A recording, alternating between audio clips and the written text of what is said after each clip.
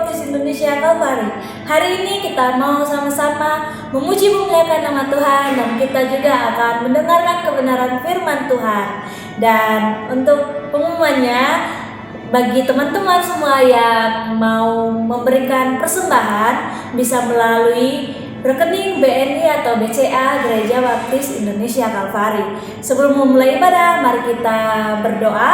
Mari kita bersatu dalam doa. Segala puji syukur hanya bagi-Mu Tuhan. Kami bersyukur untuk kesempatan pada hari ini kami boleh berkumpul kembali untuk memuji memuliakan nama-Mu serta mendengarkan firman-Mu. Biarlah Engkau memberkati kami, Engkau menuntun kami dari awal, tengah hingga berakhirnya ibadah ini terjadi sesuai dan seturut kehendak-Mu, dan semuanya untuk memuliakan nama-Mu. Terima kasih Tuhan Yesus. Kami membuka ibadah kami hanya di dalam nama Tuhan Yesus Kristus. Haleluya, amin. Selamat beribadah semuanya, Tuhan Yesus memberkati. Shalom semuanya, apa kabarnya? Mari kita dengan bersemangat memuji dan memuliakan nama Tuhan. Sebab firman-Nya berkata, Allah senantiasa mengetahui rancangan-rancangan tentang kita. Rancangan damai sejahtera, bukan rancangan kecelakaan, untuk mendapatkan masa depan yang penuh harapan bagi kita semua. Mari kita mau nyatakan pujian ini dengan segenap hati kita. Rancangan Tuhan selalu yang terbaik. Amin.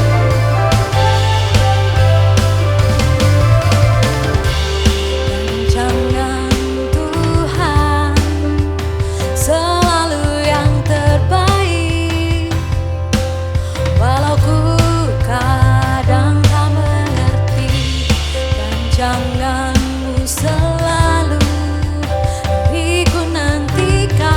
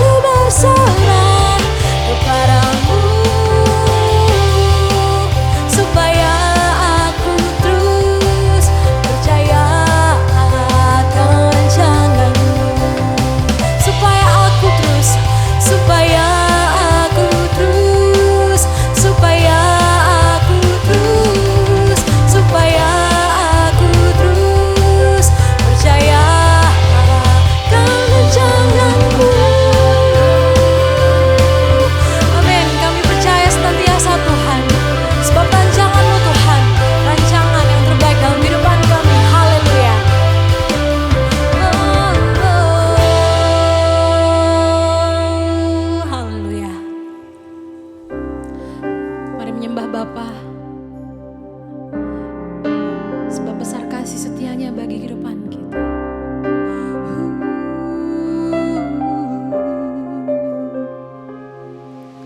Bapa, besar sungguh kasih setiamu, nyata sungguh perlindunganmu, tak satu kuasa mampu pisahkan aku dari kasih-Mu. Bapa, ajarku selalu hormati-Mu, ajarku turut perintah-Mu, berikan ku hati untuk menyembah-Mu dan bersyukur setiap waktu, seperti Bapa sayang anaknya, demikianlah Engkau mengasihiku. Kau jadikan biji mata-Mu, Kau berikan semua yang ada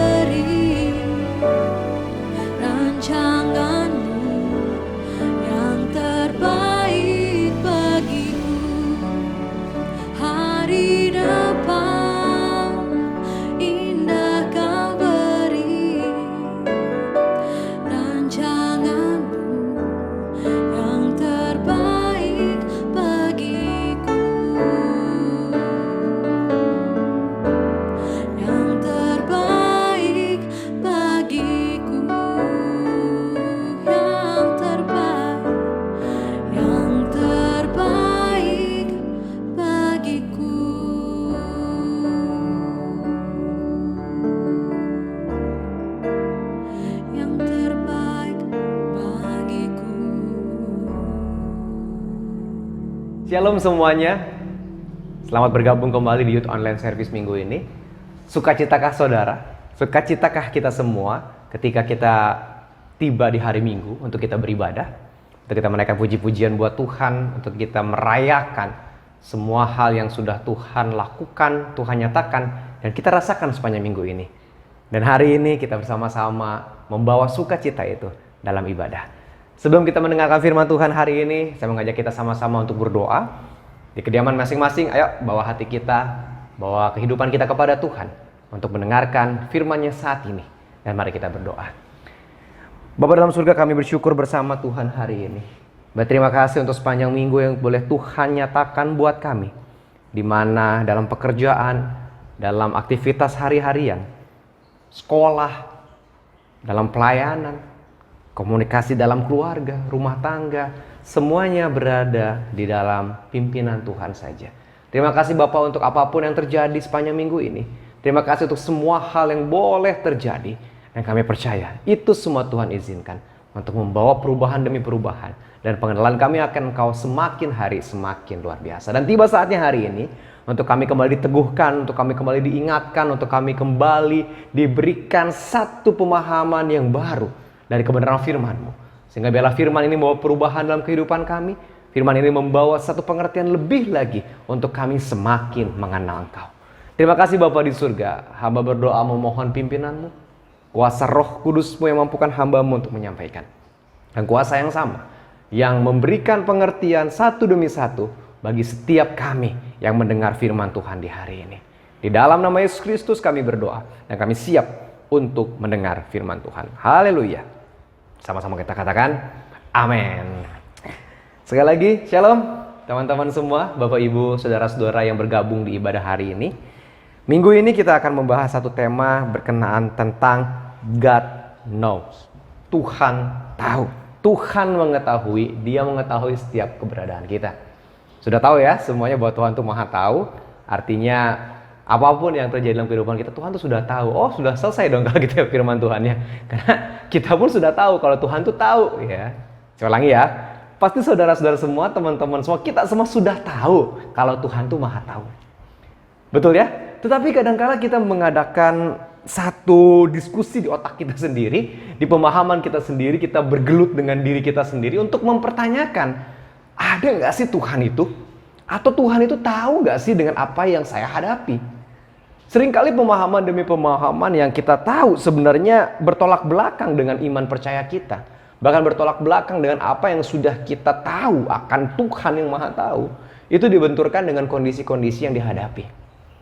Misalnya ketika menghadapi hal-hal yang berat, tiba-tiba ujian nilainya jelek, padahal saya udah belajar, langsung bertanya, Tuhan, Engkau itu sebenarnya ada nggak sih untuk tolong saya?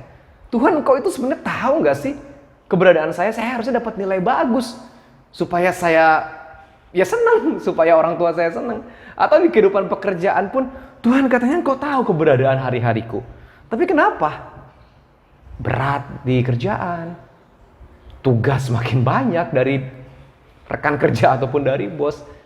Tuhan, Engkau tahu pergumulanku. Tuhan, Engkau tahu kelemahanku. Tapi kok banyak sekali hal-hal yang mendorong diri ini untuk mempertanyakan keberadaan Tuhan dan kasih-Nya. Tidak jarang menemukan hal-hal seperti itu. Saya nggak tahu apakah teman-teman, Bapak, Ibu, saudara-saudara semua juga merasakan hal-hal yang demikian. Kenapa ini sangat penting harus disampaikan hari ini? Karena pertanyaan yang muncul dan selalu muncul adalah nggak hanya ada di kalangan orang yang tidak percaya untuk mempertanyakan kehidupannya. Bahkan untuk mempertanyakan kedaulatan Tuhan, pimpinan Tuhan, kemahatauan Tuhan bagi kehidupannya. Ini terjadi juga dalam kehidupan orang-orang percaya. Kita yang katanya sebagai orang-orang Kristen yang percaya kepada Yesus Kristus, yang kita tahu bahwa Tuhan itu Maha Tahu, Allah itu mengetahui kehidupan kita, tapi kenapa kita juga tidak jarang mempertanyakan keberadaan Tuhan dalam kehidupan kita? Kalau saat ini saya ditanya, Andri, kamu percaya nggak sama Tuhan Yesus? Percaya dong, Allah. Dan saya lemparkan ke Bapak Ibu, teman-teman semua pun ketika dipertanyakan, percaya nggak sama Tuhan Yesus? Pribadi yang sudah percaya akan mengatakan percaya. Tapi kadang-kala kepercayaan itu tidak dibarengi dengan kehidupan yang mencerminkan kepercayaan itu. Sekali lagi, percaya nggak? Percaya. Tapi kadang-kala kehidupan ini tidak dibarengi atau tidak disamakan dengan apa yang namanya percaya itu. Tidak mencerminkan kepercayaan itu. Sehingga muncullah pertanyaan-pertanyaan. Tuhan, kok gini? Tuhan, kok gitu? Tuhan, kok ada nggak sih? Tuhan, kok tahu nggak sih pergumulanku? Ya, itu terjadi karena hal kekhawatiran. Itu terjadi karena hal kekhawatiran yang besok kita nggak tahu apa. Hari depan kita nggak tahu apa, di pekerjaan kita nggak tahu apa. Sehingga kekhawatiran itu muncul dan mempertanyakan. Firman Tuhan hari ini buat kita semua dalam Matius 6, ayat yang ke-23. Matius pasalnya yang ke-6, ayat yang ke-23 berkata, "Karena itu aku berkata kepadamu," Yesus berkata kepada para pendengar khotbahnya waktu itu, dan buat kita saat ini, janganlah khawatir akan hidupmu.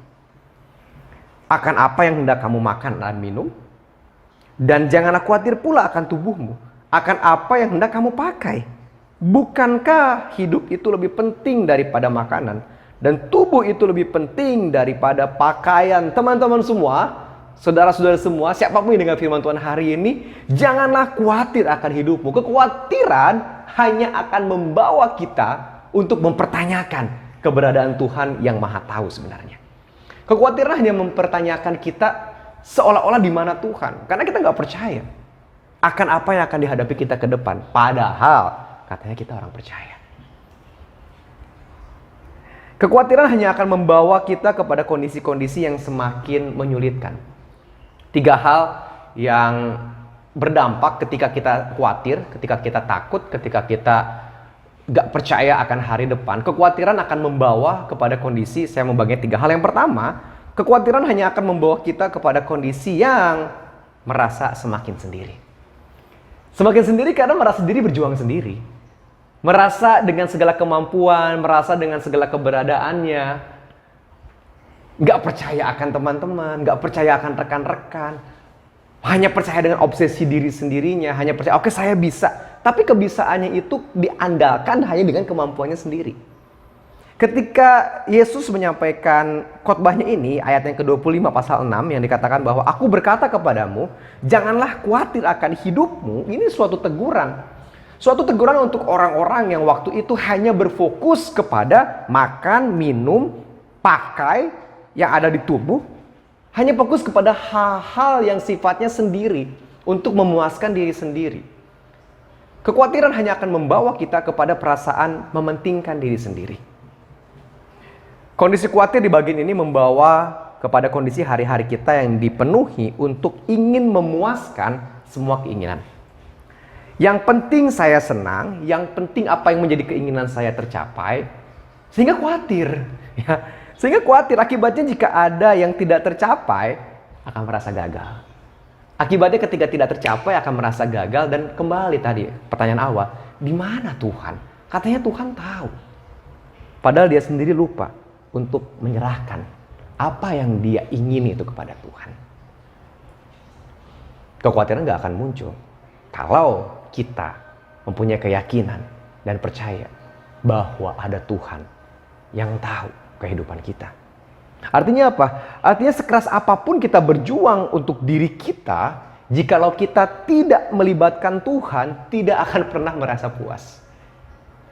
Sekeras apapun kita berjuang untuk diri kita, tapi kita nggak melibatkan Tuhan, hanya mengandalkan kemampuan sendiri, hanya mengandalkan kebisaan saya, hanya mengandalkan intelektual, hanya mengandalkan fisik saya, tapi kita tidak pernah melibatkan Tuhan, tidak akan pernah merasakan yang namanya sukacita di dalam proses bersama dengan Tuhan. Mazmur 62 ayat 9, pemazmur bilang seperti ini. Percayalah kepadanya setiap waktu. Hai umat, curahkanlah isi hatimu di hadapannya. Allah ialah tempat perlindungan kita. Percayalah kepadanya setiap waktu, dalam segala kondisi. Apa yang menjadi ketakutan saat ini? Sehingga membawa kepada kekhawatiran dan terus merasa semakin sendiri. Merasa percaya dengan kemampuannya sendiri. Kita punya rekan-rekan. Kita punya teman-teman. Kita punya anggota tubuh Kristus yang sama-sama dipakai Tuhan untuk membangun satu bagian yang indah. di dalam pekerjaan pelayanan, di dalam aktivitas kehidupan hari-hari kita. Jangan salah, Tuhan bisa pakai siapa saja untuk menolong Bapak, Ibu, dan Saudara, untuk menolong kita semakin mengenal Dia. Sehingga kekhawatiran apapun, ketakutan apapun, karena Tuhan tahu keberadaan kita, jangan terus-terus kita merasa sendiri. Ada Tuhan yang peduli dalam kehidupan kita, dan juga ada teman-teman, rekan-rekan yang bisa dipakai Tuhan untuk menolong kita. Yang kedua, kekhawatiran hanya akan membawa kita semakin melupakan Tuhan. Semakin melupakan Tuhan. Ayat 26 pasal yang ke-6 dikatakan demikian. Pandanglah burung-burung di langit yang tidak menabur dan tidak menuai, dan tidak mengumpulkan bekal dalam lumbung, namun diberi makan oleh Bapamu yang di sorga. Bukankah kamu, kita semua jauh melebihi burung-burung itu? Ayat 27. Siapakah di antara kamu yang karena khawatirnya dapat menambahkan sehasta saja pada jalan hidupnya? Dan mengapa kamu khawatir akan pakaian? Perhatikanlah bunga bakung di ladang yang tumbuh tanpa bekerja dan tanpa meminta. Oh, ini satu ilustrasi penggambaran yang Yesus sampaikan, teguran sebenarnya buat kita. Kita kadang-kadang melupakan Tuhan karena fokus kepada diri sendiri. Sebenarnya bukan lupa. Kita sebenarnya bukan melupakan Tuhan, apalagi orang-orang yang sudah percaya ya. Sebenarnya kita bukan melupakan Tuhan. Namun lebih kepada karena terlalu fokus kepada tadi. Poin yang pertama, kekhawatiran yang membawa kepada kondisi diri sendiri. Fokus kepada kekuasaan diri sendiri, kekuasaan sendiri, kepuasan sendiri. Sehingga kita lupa ada pimpinan Allah yang berotoritas penuh dalam kehidupan kita. Ada Tuhan sebenarnya bersama-sama dengan kita.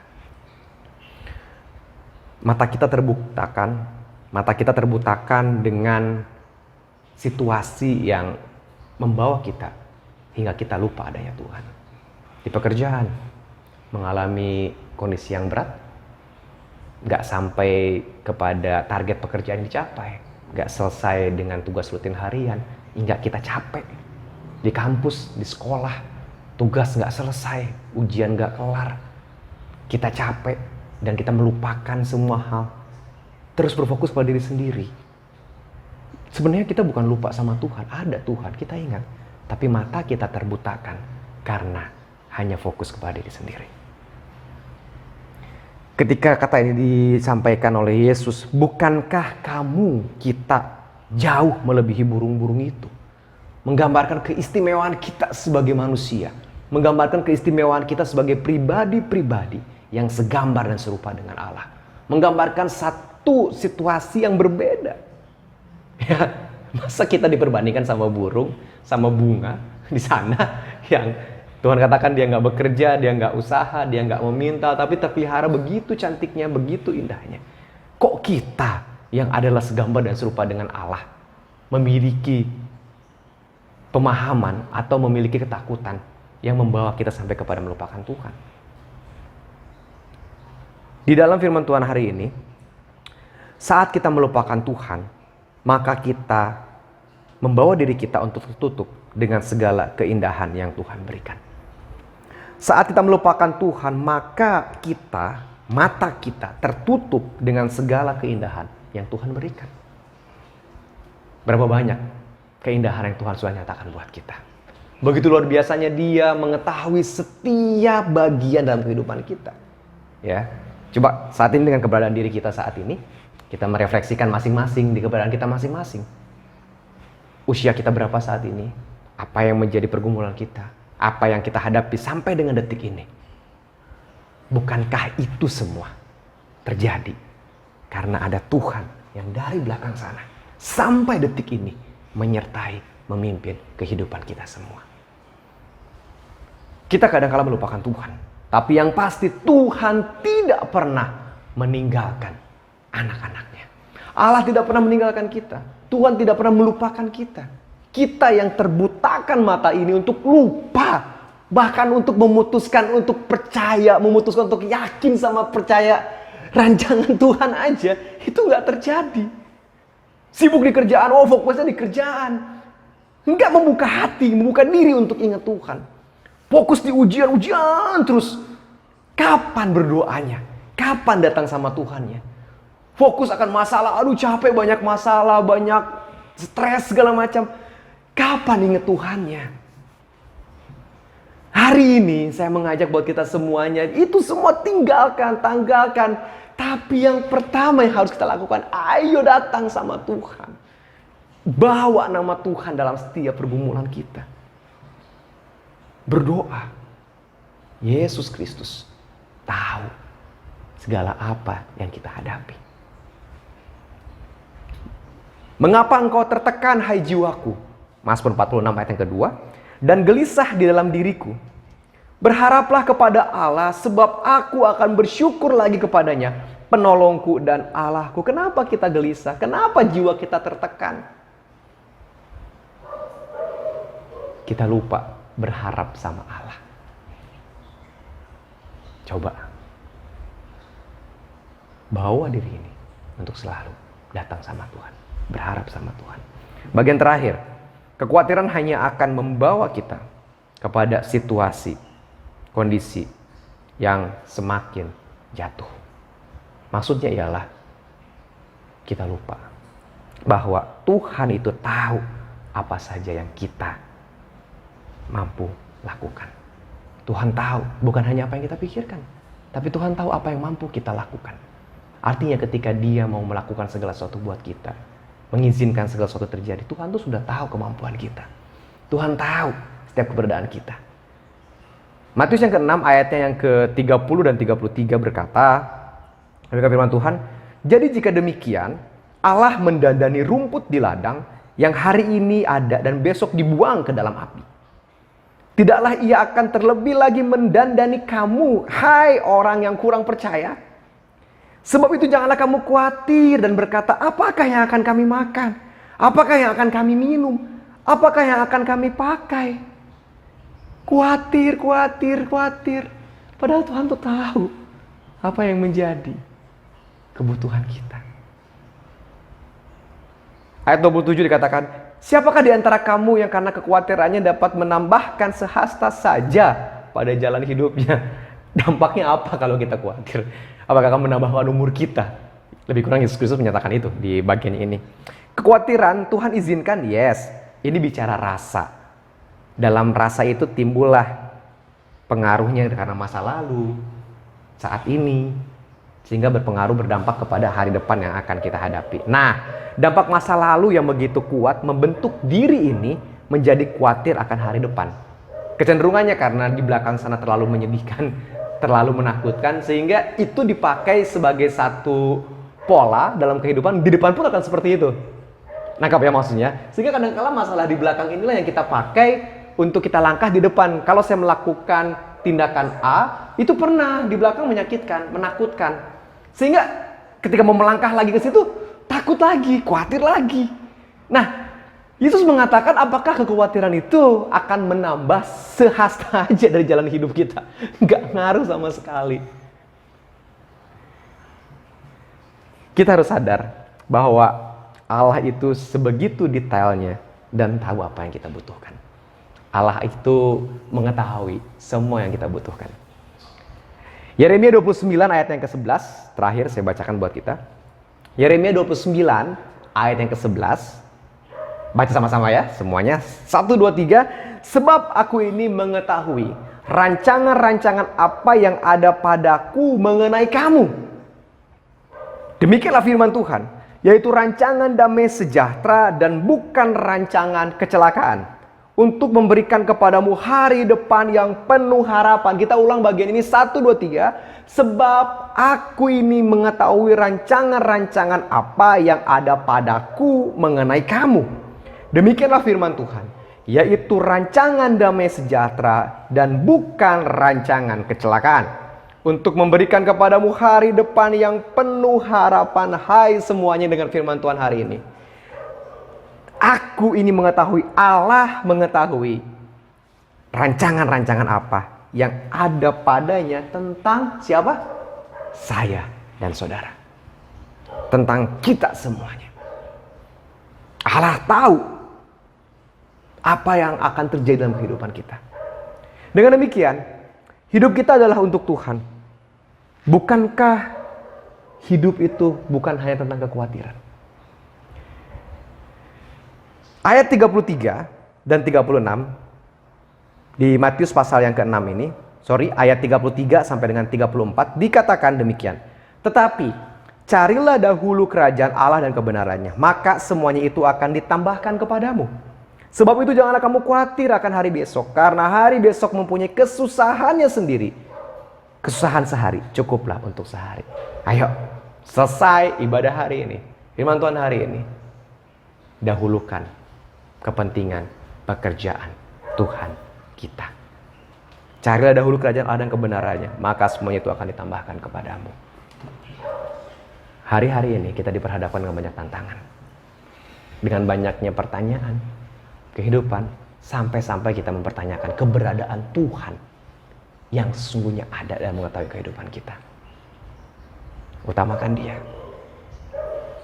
Carilah dahulu kerajaan Allah dan kebenarannya, semuanya akan ditambahkan kepadamu. Sebab Allah mengetahui rancangan-rancangan apa tentang hidup kita. Yang menjadi pertanyaan buat kita saat ini adalah, sudahkah kita memiliki keyakinan bahwa Allah mengetahui segala sisi kehidupan kita? Sudah? Belum? Oh sudah. Jikalau sudah, pertanyaan berikutnya adalah, mengapa kita masih takut dan khawatir akan hari yang kita akan lewati? Ada Tuhan yang mengetahui, dan tidak hanya mengetahui, Dia pun punya rancangan-rancangan buat kehidupan kita masing-masing, pribadi lepas pribadi. Mari kita berdoa. Bapa, kami bersyukur, berterima kasih hari ini. Firman-Mu berkata buat kami bahwa Engkau Allah yang mengetahui rancangan-rancangan apa mengenai kami masing-masing. Kau mengetahui akan hari kami. Bahkan Kau sudah mengetahui apa yang akan kami hadapi di depan. Oleh karena itu Bapa, berikanlah pengertian buat kami masing-masing. Berikanlah kepercayaan kepada kami masing-masing, untuk kami melihat rancangan Tuhan, untuk kami melihat setiap jalan yang mau Tuhan nyatakan buat kami, untuk kami semakin kenal Engkau, mencintai Engkau, dan membawa itu dalam hari-hari yang kami lewati. Terima kasih Bapa untuk firman Tuhan hari ini. Terima kasih. Kami diingatkan kembali, biarlah ini juga mengubahkan pemikiran kami kembali, untuk kami bukan hanya percaya begitu saja kepada Yesus Kristus, tapi benar-benar menyerahkan diri kami sepenuhnya, karena Engkau tahu apa yang menjadi rancangan terbaik buat kehidupan kami. Terima kasih Bapak, terima kasih. Saat ini hamba berdoa Tuhan, buat kami masing-masing, jikalau ada yang sedang mengalami lemah secara tubuh, Tuhan berikan kekuatan. Melalui dokter, melalui keluarga yang mendampingi, bahkan juga obat-obatan yang dimakan, yang diminum, biarlah juga menjadi cara Tuhan untuk menolong teman-teman yang sedang terbaring lemah dalam fisiknya, untuk diberikan kesembuhan. Jikalau saat ini ada juga yang sakit secara mental ataupun pemikiran, atau yang sedang bergumul tentang hal-hal dalam kehidupannya, hamba hanya bisa memohon Tuhan, kuat kuasa Roh-Mu yang luar biasa itu, yang memberikan pengertian kepada kami masing-masing, untuk melihat satu bagian terindah bahwa masih ada Tuhan yang mengetahuinya, dan ada Tuhan yang peduli, ada Tuhan yang memiliki rancangan yang terbaik buat kehidupan kami yang saat ini mengalami pergumulan berat di dalam hari-harinya. Dan saat ini juga kami berdoa Tuhan untuk gereja tempat kami ada beribadah saat ini. Tuhan berkati, Tuhan pimpin gereja ini sehingga terus menjadi berkat buat siapapun, buat anak muda, buat anak-anak, buat dewasa, orang tua, senior, semuanya Tuhan. Sehingga setiap jemaat-Mu yang ada di tempat ini pun memiliki hati yang luar biasa, semakin mencintai Engkau, dan berdampak juga buat sekitaran kami. Dan kami sama-sama sebagai anggota tubuh Kristus di gereja ini untuk membangun satu komunitas yang luar biasa, mengenal Engkau lebih dan berdampak di dalam kehidupan kami hari-hari. Saat ini juga kami berdoa Tuhan untuk bangsa negara kami Indonesia. Tuhan terus pakai pemerintahan yang ada untuk mendorong setiap perkembangan yang terjadi di negeri ini. Hamba hanya bisa berdoa Tuhan, bila berkat pimpinan Tuhan saja yang menyertai bangsa dan negara kami. Terima kasih Bapak, terima kasih, kami bersyukur untuk firman hari ini, dan bersyukur untuk setiap keberadaan kami masing-masing. Di dalam nama Yesus Kristus kami berdoa dan hamba bersyukur, biar Tuhan yang terus membawa kami semakin hari semakin mengenal Engkau. Di dalam nama Yesus Kristus kami berdoa. Haleluya, haleluya. Amin. Seperti Bapa sayang anaknya, demikianlah Engkau mengasihiku. Kau jangan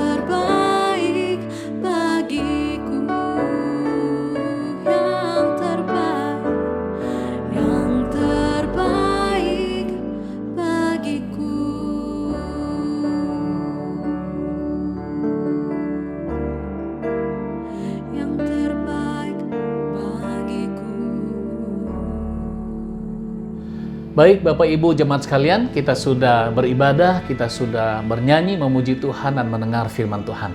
Kita akan menutup ibadah pada siang ini dengan pesan tetap semangat kaum muda, seluruh jemaat, supaya kita terus bertumbuh di dalam ibadah-ibadah. Mari kita akan berdoa mengakhiri ibadah ini. Kita berdoa. Bapa di surga, kami bersyukur kalau kami boleh beribadah, menaikkan setiap pujian, dan kami boleh diteguhkan lewat firman Tuhan yang mengingatkan bahwa Tuhan tahu segala apa yang kami butuhkan. Berkati seluruh jemaat, berkati kaum muda remaja, setiap pribadi dari anak kecil sampai dewasa, terus berpengalaman dengan segala penyertaan, perlindungan, dengan segala berkat Tuhan. Hamba persembahkan setiap jemaat-Mu di dalam kasih anugerah-Mu. Kami mengakhiri ibadah online pada siang ini. Biarlah berkat kasih, sukacita, damai sejahtera, berkat kekuatan, kesehatan, berkat kelancaran untuk setiap pekerjaan, usaha, dan bisnis, berkat kemenangan dalam segala pergumulan dan tantangan.